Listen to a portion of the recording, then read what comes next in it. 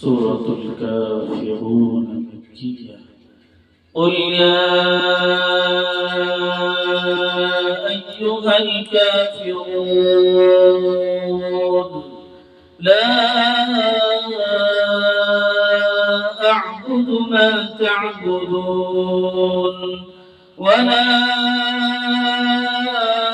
أنتم عابدون ما أعبد ولا أنا عابد ما عبدتم ولا